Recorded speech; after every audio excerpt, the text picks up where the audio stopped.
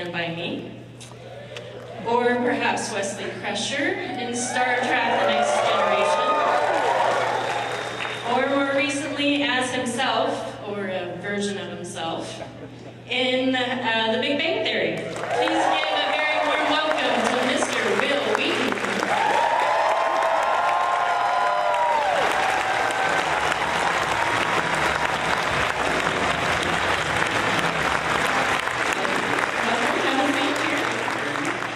I'm going to turn my back to you for a moment because this is the lovely Ben.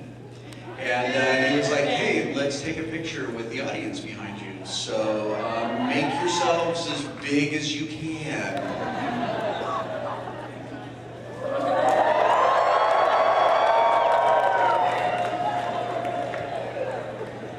You guys did great. You crushed it. I did not mean that. I didn't mean that.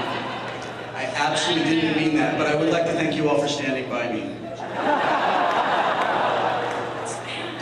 What? So which I felt a big bang in my heart. That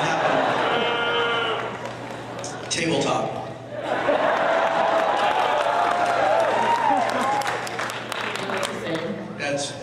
Now you know what it's like to live with me. So which Will Wheaton do we have here with us? Oh, all of us. The evil, manipulative one that's in the Big Bang Theory? Or... No, probably not. I mean, I think you got, as far as I can tell, you got Will Wheaton Prime. I could be one of the clones. The thing is, with all of the clone programming, each clone thinks that it's this chair was not made for my feet. Each clone believes that it's the prime clone. So I don't know. I could be a copy and not even know it. All right, we have a lot of people lining up here, so I think I'm going to go ahead and turn it over to the audience. We'll go ahead and start over here with the first question. Hi. I got a two-part question. Okay. So, it being a sort of modern golden age of science fiction and fantasy on TV right now, Yeah.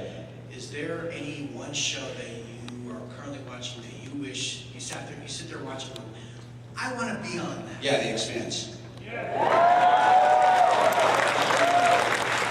second part is, what are you currently hate watching? I don't hate watch anything. I think that life is too short to hate watch things. And I think that life is especially too short to hate watch things and then go complain about how you hate it when you made the choice to watch it. What I want there to be more in the world is people love watching things and then reaching out to the people who work really hard to make those things to tell them that you appreciate it. Because we hear from the people who hate watch things and it really sucks. Thanks for your questions.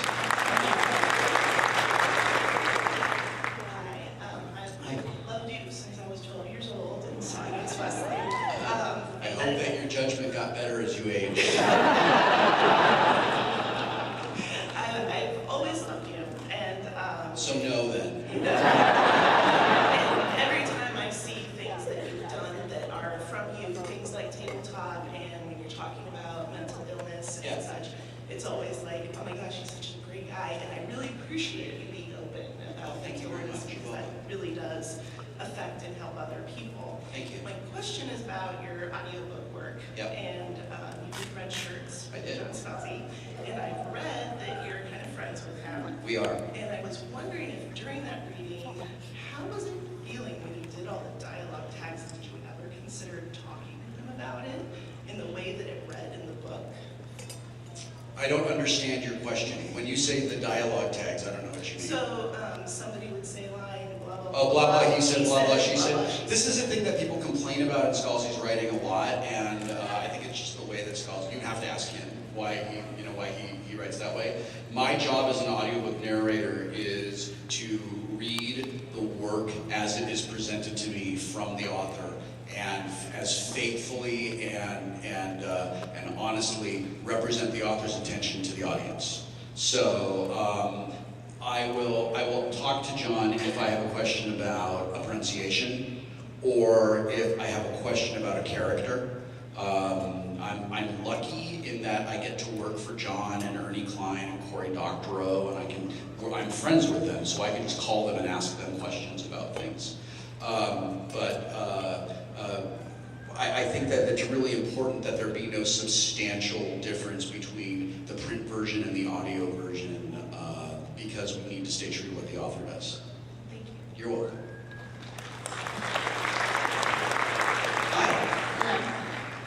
My question is actually from my stepdad, who's a big fan of yours. He couldn't be here today. His question was, when you first started out in your career, when you were acting, did you think that your career was going to go as far as it is now, where you're not just acting, but you're doing multiple things and you have a big influence in the Nerdist community? I never wanted to be an actor. I was only 7 years old when my mom decided I was going to be an actor, and I had nothing to do with that decision. She tells the story differently, but I've raised 2 kids, and there is not a 7-year-old in the world who wants to be working as a professional employee when they're 7 years old. They want to be a fire truck. And I always wanted to be a writer. And I knew that from a very young age. I knew that I wanted to be a storyteller, and I knew that I wanted to make things up and tell them to people. I've been making up and writing on stories as long as I can remember. I got lucky, I guess, in that I happened to be a kid who took direction well. I could listen to the adults on the set, and I could do what they wanted me to do. And when you're a child actor, you're almost like you're like an action figure almost, you know. And the directors are just like, do this and this and this, and don't do that. And you're like, okay, and you do it because you haven't lived enough to know what you're doing. When I was in my teens, and I had been on Star Trek for years, I started to feel just like I wasn't as satisfied with acting as I thought I should have been. And I always felt like, well, this is the career path I'm on. I don't have a choice. And I went to drama school. I did really well. I did a lot of work. But when I was in my 20s, I realized that this is just not what I want to do. This is not how I want to spend my life. I don't have the passion for this that the other people that I'm seeing in auditions have. My friend Ashley Clemens is a phenomenal actor, and she and I just worked on a movie together that she wrote and produced and starred in. And she was telling me, it's really fun to be on the set with you, because when I was like 8 years old, I knew I wanted to be an actor, and I wanted to work with you, because she's younger than me, just like, because I watched her on Star Trek. And that's when I realized, like, this isn't my dream, this is my mom's dream. I want to be a writer. And I worked really hard for the last 15 years to like do that. I won't say no to work when it comes my way, because I don't suck at it. But I had to find other things to do that really mattered to me. And I recently gave a speech to NAMI in Ohio, and I talked about like one of the reasons I have depression and anxiety. And I talk about it, and I take medication for it, and I see a doctor for it, and I want it to be normal. I want it to be like, yeah, I had the flu, so I couldn't go to that thing. I want it to be a totally normal thing that people talk about, right? And one of the things I talked about in this speech is like, I'm incredibly lucky. Like, I have an incredibly charmed life. And as John Scalzi says, I'm an upper middle class, straight white man in America. I live life on the lowest difficulty setting.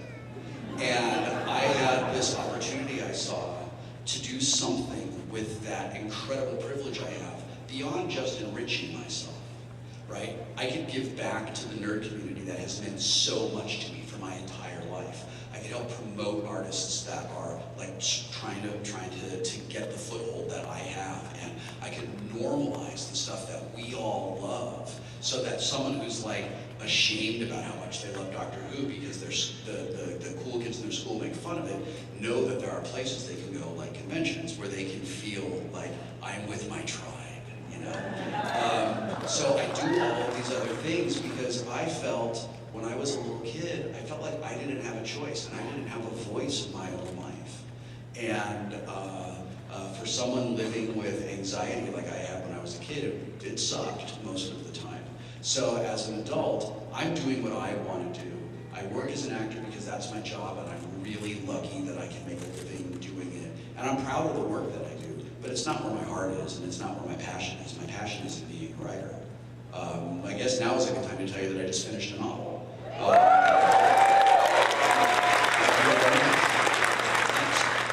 It's a coming-of-age story set in 1983. It's semi-autobiographical, and it's called All We Ever Wanted Was Everything, and it will hopefully be out by the end of the year. But I'm looking forward to starting this new ha-ha-ha chapter in my life, being a writer, and finally, at almost 46 years old, living my dream.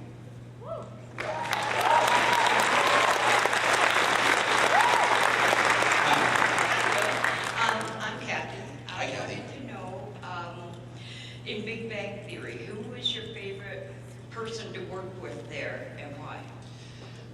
It's a tough question because I love them all. It's very much like saying which one of your kids do you love the most. I mean, obviously there's an answer, but you don't say I have learned so much from working with Jim Parsons because Jim is brilliant and Jim is a genius comedic performer. And one of the things Jim taught me is that four-camera situation comedies are pieces of music. And there's a rhythm, and there's a melody, and there's a chorus, and everything goes on a particular time signature. And when something isn't working, it's because the music is wrong. And he taught me to look for the music in the writing and find that time signature so that I know what I am supposed to do, like when I'm supposed to come in and play my instrument in that symphony. And it's made me a better performer. It's made me a better comedic performer. I've learned more in 23 episodes of The Big Bang Theory than I learned in 6 years working on stage doing improv and sketch comedy. And it's entirely because it was when I was a kid and I was around Patrick Stewart, it was the same thing. It was just like, oh, I get to be around this amazing actor. I will absorb whatever I can. And as an adult, getting to know writers like John Scalzi and Chuck Wendig and Corey and Neil Gaiman and Pat Rothfuss, like I know these people who I can draw on their experiences. And I think that's just if I can be a dad to the world for a second. When you're around people who are smarter than you are, and you're around people who are doing a thing that you want to do and they're doing it really well, that is an opportunity to go to school and open up your eyes and shut up and learn. And that's how I treat it whenever I get to go and work on that show. It's like, just shut up and learn. Thank you. You're welcome. Thanks for your question. Did they pitch that relationship between you and Sheldon? They did. Bill Prady asked me. Bill Prady was like, "Hey, will you play a delightfully evil version of yourself?" And I was like, "Who says no to that?" I initially wanted to play a different character. I was like, "Can I play a fictional character, kind of like the way Sarah Gilbert plays Leslie, or the way John Ross Bowie plays Kripke?" Bill was like, "Listen, I will bring you in. I'd be happy when we're casting a role like that to bring you in, but you are the only person who can play you." And I was like, "Oh, I see what you're saying. I get it. Yeah. Yes, when do I report for work, sir?" Hi, Will. Hi. Kind of piggybacking on that, you guys came in on my question a little sooner, but how much of the Will on Big Bang, which for me is the highlight of the season, something I love the show. You're very kind. When you're on, I'm like, this is going to be a good one. How much of it was the writers, and how much of it did you? It's all the writers. In comedy like that, the writers are, like I was saying, they are the symphony writers. And in comedy like that, there are even these terrific moments where a word has 3 syllables and it makes it very funny, and a synonym with 2 syllables is not remotely as funny because it doesn't follow that time signature that I was talking about. So everything that I do, it's all the writers. There is one episode where, there's 2 episodes actually, where Steve Malaro, who was running Big Bang Theory at the time, now he runs Young Sheldon. Steve said, "So is there ever a time in your life where you got a lot of attention for a thing that you didn't want?" And I was like, "Yeah, all of it." We sat down and we talked about what it was like to be the famous Star Trek kid that people were mean to. And we used that in an episode where Sheldon thinks he has discovered a new string theorem, and he hasn't, and he's embarrassed about it. Then there was another time where Steve said, "So, have you ever had an experience where, like, it's been real frustrating to be an actor?" And I was like, "You mean all of it?" And we sat down and talked about what it's like to work really hard and not get a job. And we used that in an episode where Penny is having a hard time not getting cast in a thing. So there are 2 episodes where we drew on my real life experiences, and it was real cathartic for me to get to get to talk about those things. But it's all them. They're incredibly talented, and I just do my best to not screw up the work that they do. Thank you. I heard my phone drop out of my pocket, and I know that it's bothering at least one person in the audience that I haven't picked out. So, and this has been bothering me. No, never mind. No, I don't, no. Because this will still be messed up, and it's still going to be a thing. Maybe I can get, no, I can't. Wait, damn it. There's probably a better way to do this.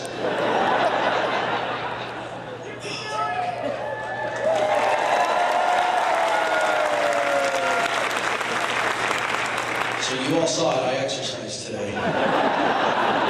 Hi. I will. Speaking for some friends and family, I really want to thank you and everybody that works with you to do tabletop on Oh, YouTube. you're welcome. I run a club at my local university. I love that, that's wonderful, thank you. Yeah, we're actually looking at designing our own. But that's not my question. Yeah, okay. My question is, if you had to pick one, what's your favorite board game? Board game, card game, dice game. You know, I can't because every game scratches a different itch, and there's, there's like, some games work great. I was literally just talking to my friend before I came on stage. She was like, "Hey, what's a good game for 7 players?" And I said, "Well, there's a game called Bang, and it's perfect with 7 players. Do not play it with any other number of players, only play it with 7. And she was like, "Okay, well, what if 8 people show up?" And I said, "Then play Betrayal at House on the Hill, or you're probably into like party game area because you just have so many people, or think about splitting up into 2 groups of 4. Yeah, once you get past 8, you have to play board games. Yeah, I mean, so everything is really different. I'll tell you that what my friends and I are playing right now is Gaia Project, which we also call like Terra Mystica 2.0. I really like that a lot. My wife and I have been playing a lot of Patchwork and Jaipur, which are real fun 2-player games. And my friends and I have played 6 or 7 games of Pandemic Legacy Season 2, and we have yet to win a single one. It's the hardest game I've ever played. So, I mean, I can tell you what I'm playing now, but I can't say like, oh, absolutely this, because that's going to change from time to time. Sure. Okay, Yeah, thank you. thank you. Thanks for watching our show. Hi. So my question for you is, with your experience with the different fandoms and different series and just everything in fiction, is there any role, or in the case of your experience as a writer and your desire to be a better writer or expand upon that portfolio, is there any role or, for lack of a better word for a writer equivalent, plot that you would love to have been able to step in yourself, take over? Not because you thought that the original version was bad by whoever did it, but because you just would have loved to see your own version of whatever that would be. If a televised or if a filmed version of Red Shirts happens, that's something I would love to be part of. I think that would be really great. That would be really terrific. If a filmed version of Cory Doctorow's Homeland happens, I would love to. I'm too old for any of the main characters, but that's something that I would really enjoy doing. I have looked at other, there's things that I love, like you're talking about that. I've been thinking like, well, it'd be pretty rad to be like Paul in Dune, but like, oh wait, but I'm 46 this year, so I'd be playing Duke Leto, and no one in the world is going to cast me to play that part, right? So like, for acting, if something already exists, I feel like that character has been canonized in our heads by the actors who played it. As far as writing goes, I would love to, I generally want to write my own stories. I generally don't want to do someone else's work. I generally don't want to work in a world where I'm not going to own what I did, and it's going to go like, my friend created the Winter Soldier, and should have made billions of dollars off of that and didn't, right? Because it was work for hire. But I would, all of that said, I would freaking love to write in the Batman universe, and I would love to write in the Sandman universe. Thank you. Hi. First of all, I want to thank you for your very open and candid blogs relating to your mental health struggles. Oh, thanks. They kind of provided the catalyst for me to get counseling and Good for medication you. on my own as well. That's awesome. Way to go. Thank you. That is it's the scariest thing in the world, right up until the minute you do it, and then you're like, why didn't I do this before? It is. Yeah. So my question for you is, how do you not only survive but thrive in a job where you have to be on all the time when your brain just wants you to kind of withdraw and shut off? That's a great question. It's challenging, you know. I mean, there are days where my depression is really bad, and I know. So what's weird is that I know intellectually what's happening, and I can separate intellectually and emotionally the two different things, and I can be objective about what's happening. And if I have to go and perform, like if I have to be on the set for something like that, it's okay. I can do that. I've done that my whole life. I know how to fake it on the set if I have to. Like I was saying earlier today, professional athletes are able to tune out 60,000 people, right? Like I can be on a set with 30 people. I can do it, right? I prefer not to, but I can do it if I absolutely have to. Writing is a whole other thing. Like this novel that I just finished, there's a lot of conflict in the third act, and some of that conflict was based on things that actually happened in my real life, and it was really triggering, and it was really challenging to write it and not relive the things that were real, and then also live the things that I made up, that I was that I was subjecting my characters to, because that's just how I work as a writer. Like I have to go through everything with the characters. I don't know if that's normal for writers, but I come to it from an acting tradition, and that's how I learned how to do it. And honestly, I give myself permission to have a day where I'm like, nope, it's not happening. Self-care is really important, and I gotta take care of myself, and I don't judge myself. And I'm grateful that I have the privilege of being able to make that call. I don't work in an office where if I'm not there, I don't get paid and my family's hungry. So my experience is not gonna be useful to anyone because it's really unique to me, right? But I've let the people that are close to me know that I live with mental illness, and if I'm having a bad day, then I just tell my friends and my family, I'm really having a bad day, and they know what that means, and because they love me, they are supportive in those moments. I'm really proud of you for getting out this.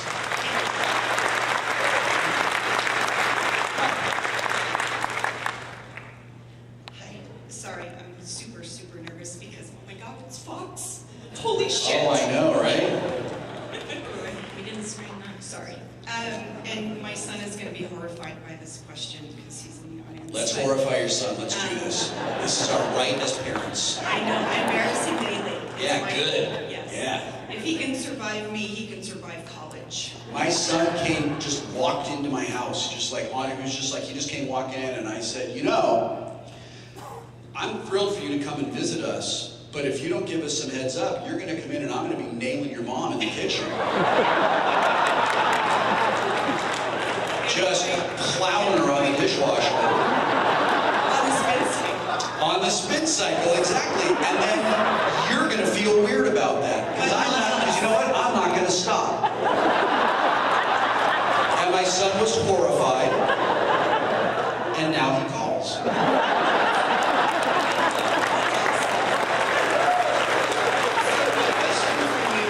Yes. First, I want to say thank you for trying to normalize depression and anxiety. You're welcome. My son suffers from both. Yep. And They tend to show up together. yes. And as a parent who, I do have some anxiety, but I feel like I've kind of just managed it myself over the years. Yeah. Not needed as much help as he needs. So as a parent, what would you suggest, knowing what you've been through in your life? And my son is about to turn 15, so he's a teenager. Yeah. What would you recommend us doing or knowing that you wish your parents had known when you were a teenager? How about acknowledge that it's a thing that exists? I mean, that's a really good start. And it sounds like you were there. Yeah, therapy, all that. I think that it's helpful to sit down on your own with the doctor.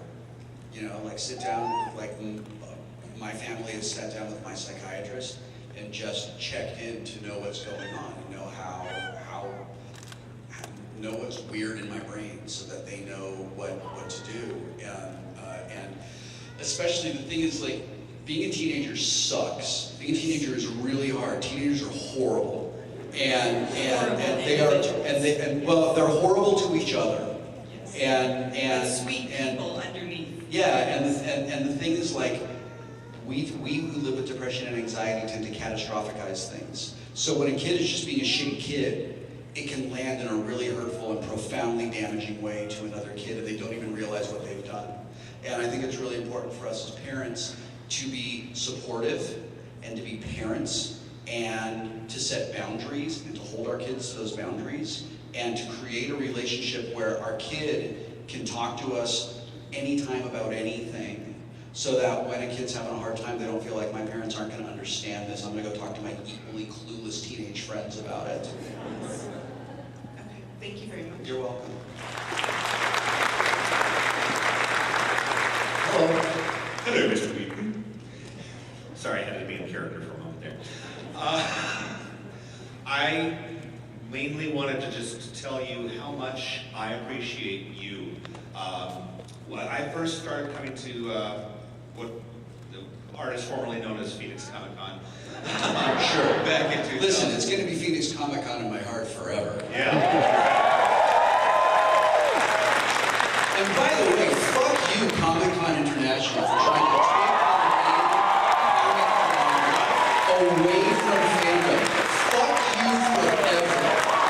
You should be ashamed of yourself. You are disgusting. Nobody in the world who wants to go to a con thinks, wait a minute, this thing in Phoenix is called Comic-Con. Clearly they must be associated with and therefore endorsed by Comic-Con International, a corporation that runs an event in San Diego once a year. It's the most asinine thing in the world. And fuck you for taking that Well, what I wanted to say is, I first started coming, I think, around 2007 or 2008 when we were still in Mesa. Yeah, sure. Small con. I remember. And saw you 2 years in a row there. Yeah. Got pictures with you, once as Tom Baker, once as Captain Kirk. And you were just, you made me fall in love with this convention to the point where now I'm a volunteer here. I was That's awesome. several years. And That's great.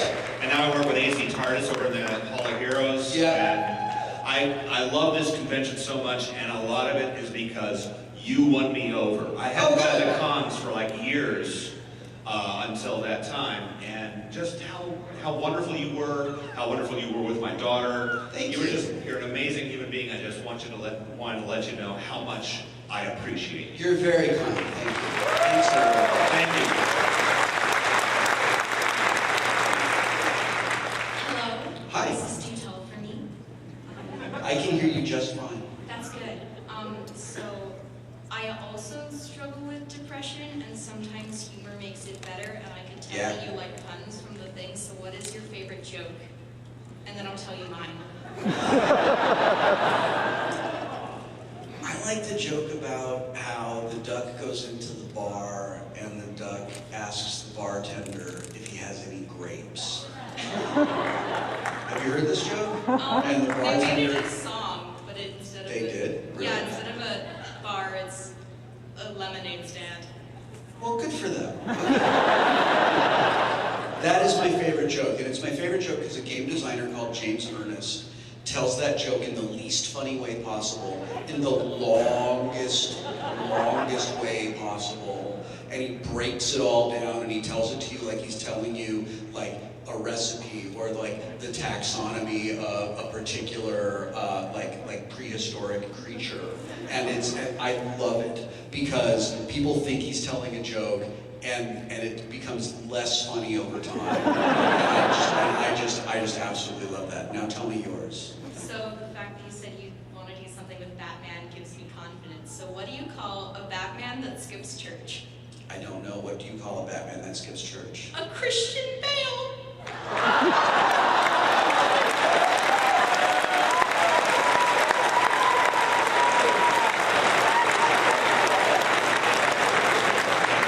Oh, thank you so much for that. Thank you so much for that.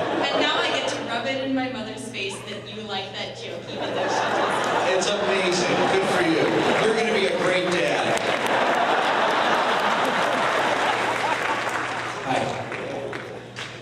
Before I ask my question, I wanted to say I really liked your story of Lisbon, the Boggett story that you wrote. Oh, thanks. And I was mad. The audience didn't get it. I was like, nobody's clapping. That was amazing. I was at home watching, but Thank you. I appreciate that. Yeah, they hated me.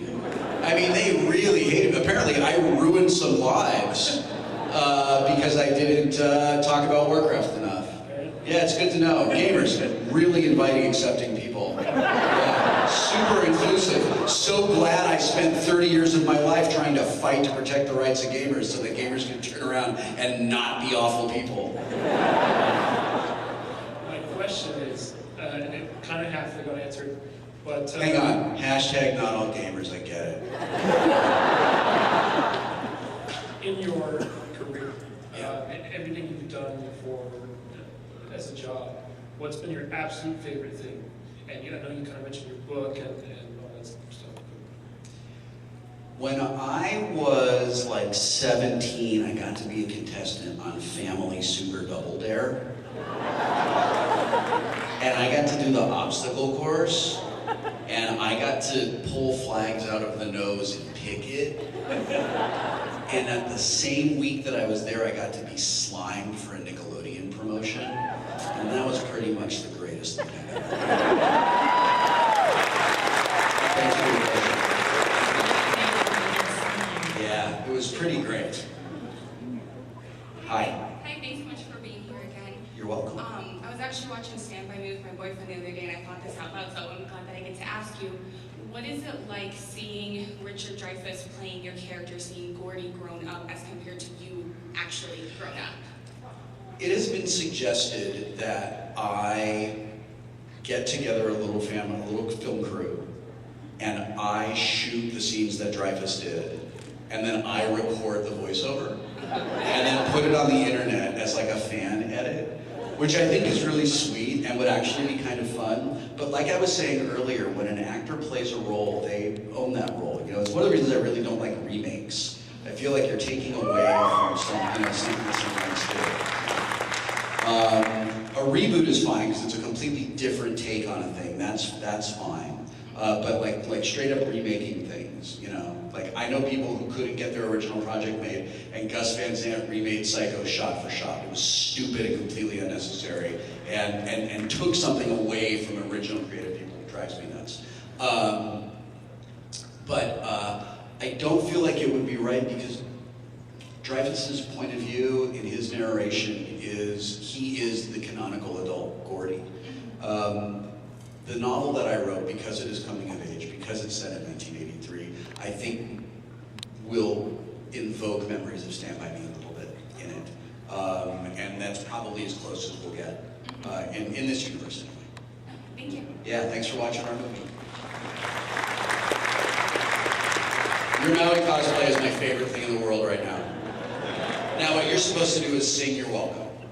You're welcome. Thank you. Perfect. So I was wondering if, Yeah, I agree. Thank you for your question. is there ever anything though you're trying to psych yourself up and you're really trying to get yourself in the mood for it, you really think you can do this, and you ever just look in the mirror and think, I got this. Where there's a will, there's a way.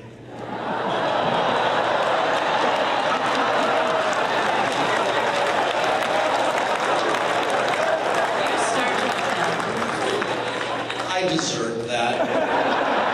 I deserve that. No, I don't ever think that. Thank you for tabletop, and you are amazing on Critical Role. Oh, you're very cool. First off, I want to apologize that you had to roll a 1 and come to the hardest place in the world, Phoenix. It's okay. I can be inside. That's what she said. I apologize. No. Way past PG here. Okay, what is it? I trust there's a question at the other side of this. Actually, I have a couple things I want to say. One is with the phrase, shut up, crusher. Yeah. Does Patrick Stewart, to this day, when you guys see each other, does he still tell you to shut up? No, none of them. You know, actually, I really dislike that phrase. It's really hurtful to me because it is a thing people would say and do to me when I was younger, and they would do that just to shut me down. And when people say it to me as an adult, it's really offensive. It's like someone coming up and shoving their hand in your face and saying, "Stop talking now." They are, they are my family, and they know how I respond to that. So no, they don't do that to me. And I have one more thing that's not a question. Yeah. From a fellow writer who suffers from anxiety. Yeah. I'm actually suffering from a slight anxiety right now. Yeah, you're doing great. Thanks. I just want to put a word of encouragement out. Yeah. That my word of encouragement is to write, even if the words ain't coming to you, if the words aren't flowing the way you want them to do, just keep writing. Because the worst thing a writer can do is just stare at an empty canvas and not let the ink flow. Yeah, thank you for that. Thank you. Go ahead.